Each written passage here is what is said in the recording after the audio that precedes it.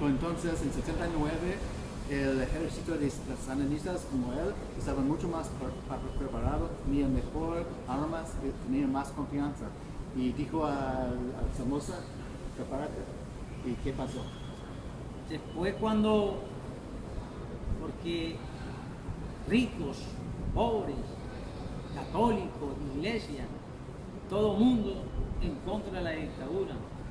Somoza se quedó solo con su ejército y su gobierno, porque todo el pueblo le dio la espalda a Somoza. Ya todo el mundo estaba contra de él, aparte de Somoza sí mismo y su ejército de... Entonces, esa guerra aquí en León comenzó el 3 de junio de 1979. Aquí en León se combatía las 24 horas del día, casa por casa, calle por calle, edificio por edificio, iglesia por iglesia. Nos bombardeaban del aire, de la tierra, del Fortín, una fortaleza que queda a 6 kilómetros, caían las grandes bombas, no habían hospitales, habían clínicas provisionales donde habían casas de los mismos barrios que iban a curar a los compañeros, pero no había nada. A veces uno miraba ver morir a sus propios compañeros, desangrados, a veces desbaratados porque caían bombas y todo. Y eso fue doloroso para mí porque yo vi morir varios compañeros y compañeras que eran grandes amigos míos que de pequeños los conocí en esa lucha dura y sangrienta, los vi morir. Me llenó de tristeza pues a verlos morir. Una guerra que fuera terrible morir, como decían, porque no teníamos que retrocedernos para atrás, era para adelante y veníamos rompiendo las paredes, casa por casa, haciendo hoyo y avanzando. Allí se murieron bastantes compañeros cuando uno se metía a un hoyo para cruzar a otra casa y los guardias estaban. Entonces, ¿por cuántos días ustedes tienen, o meses, tenían que avanzar para tomar León y después el gobierno en Managua? Nosotros comenzamos el 3 y terminamos el 20 de junio, 17 días, aquí en León. León es la capital de la revolución. En 17 días éramos libres, la guardia se había rendido. Lo echamos prisioneros en cárceles populares que hacíamos nosotros. Ahí lo teníamos, pero no lo asesinábamos. Eran prisioneros de guerra. Entonces, en el 20 de junio en León, del año 79, León ya estaba libre y vamos a continuar ahí. Entonces, ¿qué pasó cuando ya tenían la ciudad de León? Antes de tomarnos León, Somoza volvió a llamar al ejército centroamericano, al Condeca, otra vez, pero no pudieron entrar a la ciudad.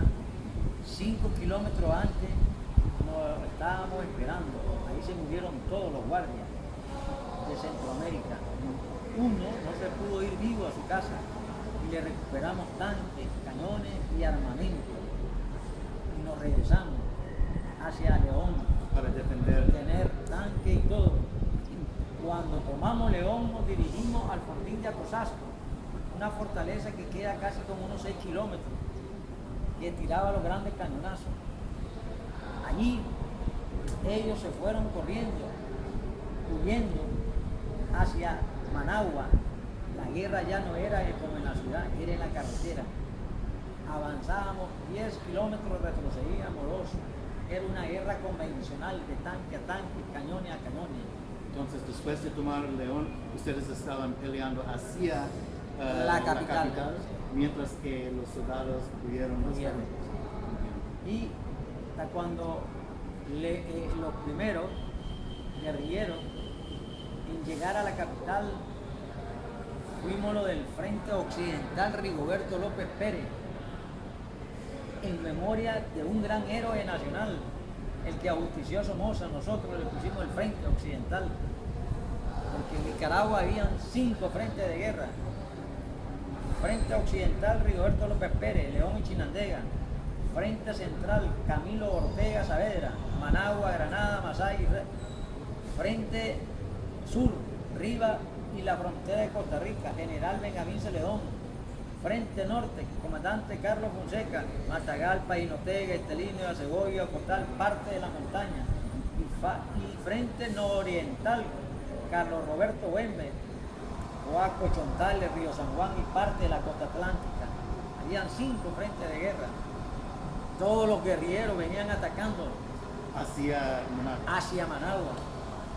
Pero los primeros en llegar a la capital fue el Frente Occidental, el 18 de julio de 1979. Nosotros entramos a la capital a combatir toda la noche. A las 6 de la mañana la guardia se estaba rindiendo y los estamos presos en las mismas cárceles. A las 10 de la mañana todo el pueblo y los guerrilleros estábamos en la Plaza de la Revolución.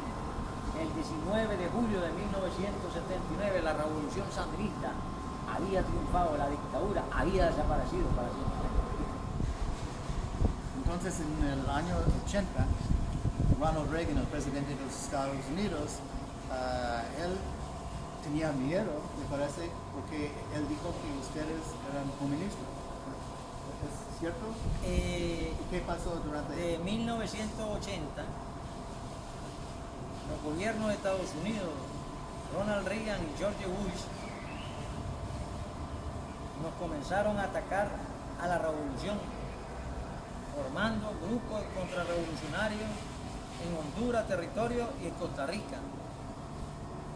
Le dieron las armas y lo adiestraron. El Atlántico, el Océano y el Pacífico habían fragatas norteamericanas, no podíamos salir, los aviones bombardeaban. En 1980, otra vez nosotros fuimos a la guerra, sin volver a nuestras casas. 9 años a pelear allá. Había un decreto de la revolución, servicio militar patriótico. Todo joven de 16 a 25 años tenía que ir a defender la revolución a la montaña, porque la guerra no era en la ciudad. Es cierto, habían actos de sabotaje en la fábrica, en la refinería, en cualquier parte, pero eran detectados por la seguridad del Estado que tenían, un aparato de la revolución. Y nunca hicieron algo, solo una vez, los tanques de combustible que hay en el puerto de Corinto fueron dinamitados y explotados. Pero mayormente ustedes pelearon por como 9 años en el campo, en la montaña, sí. Y peleamos esa guerra sucia que nos impuso el imperialismo norteamericano, porque decían ellos que nosotros éramos comunistas, que éramos terroristas, que éramos expansionistas, que estábamos pasando la guerra a Salvador, a Guatemala, a Honduras. Entonces atacaban eso, con ese fin. Y nosotros no éramos comunistas, ni socialistas, ni nada. Lo que pasa es que teníamos amistad con los países del bloque socialista, Rusia, Yugoslavia, Polonia, todos esos bloques. Es por eso que ellos pensaron así. Claro, con Cuba. Entonces ellos dijeron, esto van hacia el comunismo y hay que quitarle ese camino.